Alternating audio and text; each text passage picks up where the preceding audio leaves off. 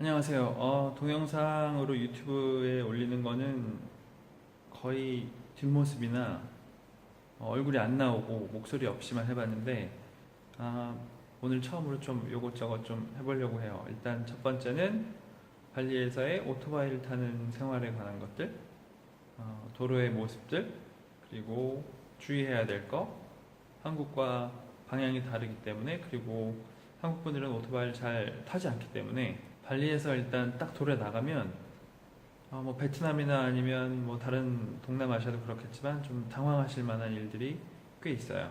그런 것들을 조금 좀 보고 설명을 좀 드리면서 발리에서의 스쿠터나 오토바이를 타는 사람들의 모습들에 대해서 조금 알려드릴게요. 발리에서 느끼는 것 중에 가장 어떤 오토바이 타는 사람들을 보면서 느끼는 것 중에 큰 점 중에 하나는, 느끼는 가장 인상적인 거는 발리에서 오토바이를 타는 건 뭔가 어떤 교통수단을 타는 느낌보다는 걸어 다니는 거에 가까워요. 뭐 한국에서 사람들이 걸어 다니다 보면 뭐 핸드폰 보고 걷는 사람도 있고, 신경 쓰지 않는 사람도 있고, 뭐 음악 듣는 사람도 있고, 왼쪽 오른쪽 별로 가리지 않고 왔다 갔다 하고, 그렇게 타는 것처럼 여기서 오토바이를 탈 때, 스쿠터를 탈 때는 사실은 한국에서 사람들 걸어 다니는 거랑 비슷해요. 뭐 신호가 있건 뭐 차선이 있든 뭐 좌회전 우회전을 할 때 뭘 할 때도 별로 그렇게 신경 쓰지 않는다는 거. 모두 다 앞만 보고 다녀요. 앞만 보고 다니고. 그러다 보니까 한국에서 어떤 도로를 다니는 교통수단으로 생각하면 굉장히 위험한 일들이 많이 생기죠. 한국 사람들이 낯선 거는 자동차의 경우에 왼쪽 오른쪽 핸들이 위치가 다르다는 거, 그 다음에 당연히 주행 방향도 다르다는 거. 그래서 발리는 영국이나 일본처럼 우핸들이고 좌측 통행을 합니다.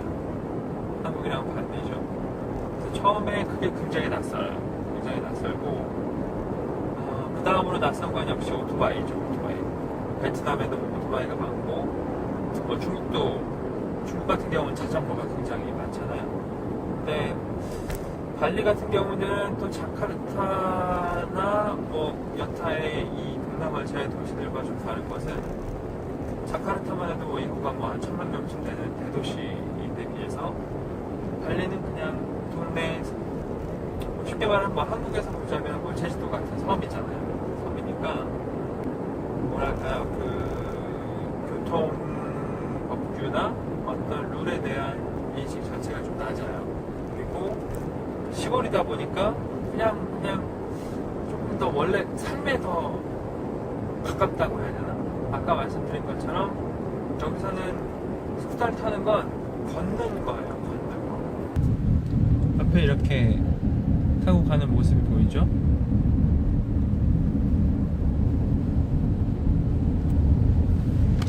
보통은 저렇게 2차선인 경우에는 많이들 2차선으로 주행을 하고 저속으로 주행하려고 애쓰는 모습인데, 보시는 것처럼 이런 뭐 병목이 있거나 아니면 신호대기 때는 많이들 문제가 생깁니다.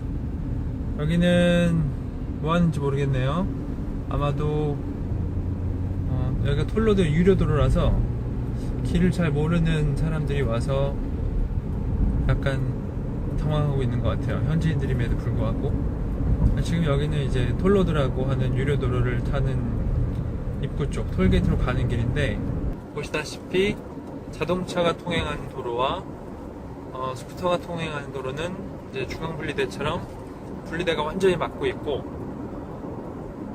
당연히 안전합니다. 서로에 대해서 시비를 걸고 말고 할 게 없어요. 굉장히 안전하고, 오토바이들도 보면 저 좁은 차로 치면은 한 차선 정도의 길이지만 저속으로 주행하면 주로는 왼쪽으로 가고, 고속 주행하는 차들이 이쪽 1차선 쪽으로 차도가 있는 쪽에 붙어서 가면서 추월을 할 수 있게 되어 있습니다. 여기는 이제 톨로드 입구예요. 누사두아에서 덴파사르나 아니면 공항으로 가는 길입니다. 기본적으로 발리에서는 과속 단속하는 곳은 없어요. 여기는 80km 제한 도로이지만 도로 사정이 나빠서 100km 이상 달리기 불편하지 카메라가 무서워서 못 달리진 않아요. 저 같은 경우는 보통 차로 달리면 80에서 한 110 정도 110km 정도의 속도로 달리고 오토바이를 타면 80에서 비슷하네요. 80에서 100 정도의 속도로 달리면서 여기 지나갈 때는 기분이 참 좋아요. 왼쪽 오른쪽 다 바다고 한국의 고속화도로처럼 막히는 일이 없어요. 저쪽은 공항 쪽이고요. 지금 추월했네요. 이쪽은 1차선 쪽은 다 바다죠. 바다. 풍경은 굉장히 시원합니다. 발리에서 운전하기 좀 불편한 점 중에 하나는 역시 오토바이들, 스쿠터들이 좌우를 전혀 보지 않는다는 거예요. 발리에서 현지인들하고 문제가 생기지 않게 운전하는 가장 좋은 방법을 현지인들한테 물어봤을 때 가끔씩 듣는 말 중에 하나는 앞만 보고 운전해라. 모두 다 앞만 봅니다, 실제로. 그 말을 듣고 좀 황당했지만 실제로 생각해보면 좌우를 보는 현지 운전자들은 거의 없어요. 사이드미러는 의미가 없어서 좌회전하려고 들어갈 때도 우회전하려고 들어갈 때도 유턴할 때를 제외하고는 다 앞만 봅니다. 이제 내가 진입하려는 도로에 차들이 들어오는지 차들이 나가는지 얼마나 빠른 속도로 오는지 위험한지 아닌지 보지 않아요. 대부분 다 그냥 진입합니다. 그러면 원래 내가 진입하려는 도로에서 진행하던 방향의 차들이 피해주거나 비껴서거나 멈추거나 그렇게 해서 도로의 흐름이 유지가 돼요. 굉장히 이상한 일인데 다들 그렇게 합니다. 사이드 미러를 보지 않아요. 그리고 또 하나의 문제, 특이한 점이라고 하면 차선도 있고 주황선도 있는데 아무 의미가 없다는 거. 주황선이 있지만 넘나드는 차들은 굉장히 많고요. 역주행하는 차들도 굉장히 많고 오토바이들조차도 심지어 역주행을 해서 자동차적으로 달려오기도 하고 그리고 아무 데서나 유턴을 하기 때문에 중앙 분리대가 있는 게 아니라면 거의 항상 조심해야 돼요. 앞에 시선에서 눈을 뺄 수가 없어요. 내 앞에 오토바이가 1차선으로 가고 있다. 이 친구는 언제든지 유턴을 할 수 있는 상태라고 인지를 하고 거리를 두거나 내가 알아서 2차선을 피해주는 게 좀 더 안전한 운전을 하는 방법이에요. 물론 당연히 마지막 차선으로 가고 있는 오토바이들은 언제 좌회전을 할지 모르죠. 우리나라처럼 이제 우회전을 해서 다른 길로 들어갈 수 있는 친구들이고 언제든지 속도를 줄일 수 있다는 거. 지금도 앞에 유턴을 하는 오토바이가 있죠. 근데 여기는 중앙분리대가 있는데 무의미해요. 보다 보면 지금 여기는 위에 보시다 보면 앞에 사거리가 있고 큰 사거리가 있고 왕복 6차로의 큰 대로인데 1차선은 우회전 차로고요. 는 우회전 혹은 직진을 겸용하는 차선인데 발리에서 굉장히 특이한 점 중에 하나 비상등을 직진한다는 표시로 씁니다. 그러니까 지금도 보시면 여기서 만약에 1차선이나 2차선에 우회전이 아니라 직진하려는 차가 껴있다면 그 현지인 운전자라면 그 사람은 주로 비상등을 킵니다. 자기가 직진하겠다는 뜻이에요. 우회전 깜빡이는 켜는 사람들도 있고 안 켜는 사람들도 있는데 주로 1차선이나 2차선에서 직진을 하는 경우에 많이들 비상등을 킵니다. 저 차는 안 켰네요. 1차도 안 켜고 굉장히 많이 킵니다.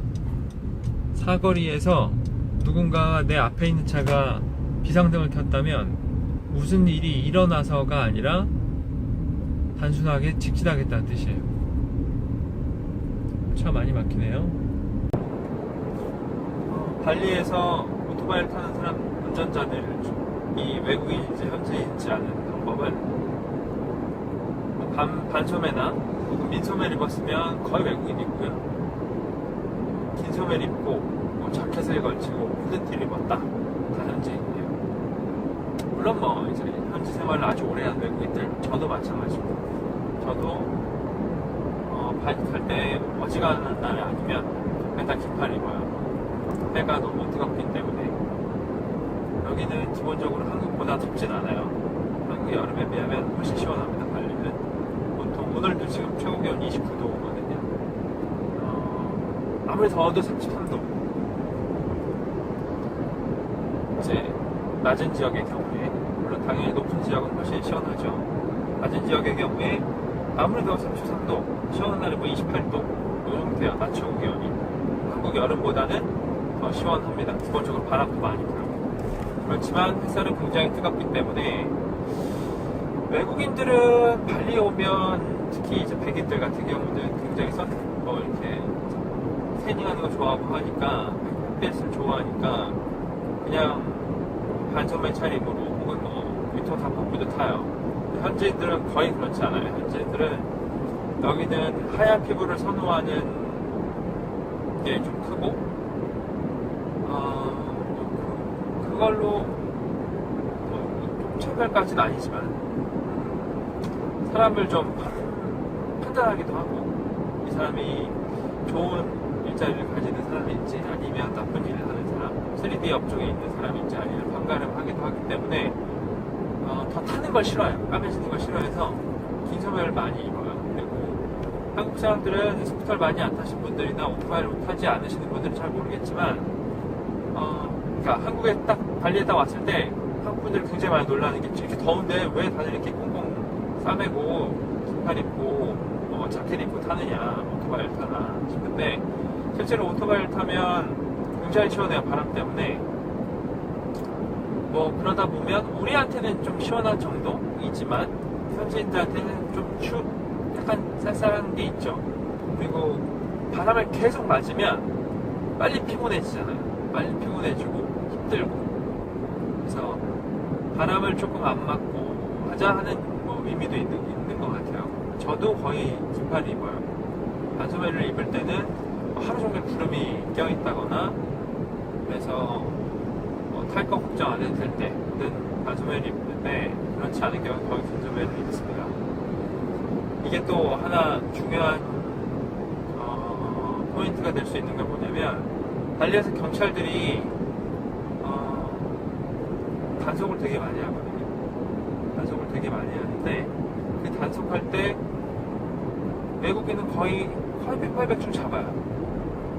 어지간하면 잡습니다. 어지간하면 잡아서 면허증 검사하고, 영어로 이제 STN가라고 하는 이거를 주행 등록증이라고 해야 되나? 차량 등록증하고 좀 다른 건데, 이제 이 차량이 정상적으로 잘 등록돼서 도로를 주행할 수 있는 허가를 받은 차다라는 걸 증명하는 증서를 들고 다니는데, 그거 두 개를 항상 검사합니다. 그때 모든 바이크를 다 잡을 수는 없어요. 그러면 뭐 예를 들면 좀 좋은 오토바이를 타는 현지인들은 안 잡는 경우가 상당히 많아요. 근데 그때 반소매를 입고 있거나 민소매를 입고 있다라고 하면 경찰들이 딱 봤을 때 이게 외국인이니까 그냥 바로 잡아요. 뭐 그러면 뭐 돈을 뜯길 수도 있고 딱지를 뗄 수도 있고, 대부분 그냥 지나칠 게 좀 힘들죠. 여기에 관행상 안 잡으지만,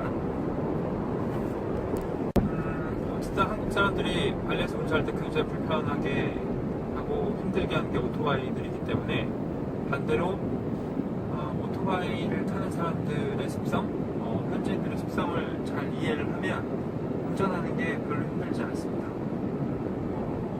예를 들면 갓길로 차가 다 멈췄는데 지나갈 공간만 있으면 바이크는 오토바이는 다 들어가죠. 새치기를 하든 옆으로 주행을 하든 조금만 공간이 있으면 앞으로 쭉 밀려들어요. 그리고 좌우 살피지 않고 여기저기 끼어들고 차선 왔다 갔다 하고. 근데 그거를 잘 이해하면 주변에 오토바이가 있다 그러면 교통 흐름에 따라서 어떤 식으로 반응을 해야 되거나 어떤 식으로 내가 운전을 해야 되는지가 어느 정도 나옵니다. 그러고 나면 그렇게 위험하지는 않아요. 굉장히 자주 있는 일인데, 유턴할 때 주로 이런 식으로 신호가 있는 데서 유턴을 하는 게 아니기 때문에 이게 가다가 유턴 표시가 나오면 중앙분리대가 있는 경우에, 중앙분리대 없으면 아무 데서나 하고요, 중앙분리대가 있는 경우에 이렇게 서가지고 유턴을 합니다. 당연히 교통 흐름이 나쁘면 많이 방해가 되죠. 발리에서 운전을 하면서 느끼는 특징 중에 또 다른 하나는 횡단보도가 거의 없어요. 이게 이제 스쿠터를 제가 아까 걸어다니는 거랑 똑같다, 스쿠터를 타는 것이 걸어다니는 거랑 똑같다고 말씀을 드렸는데, 그러다 보니까 얘네들은 뭐 50m, 30m만 돼도 다 스쿠터 타고 이동을 하거든요. 그러니까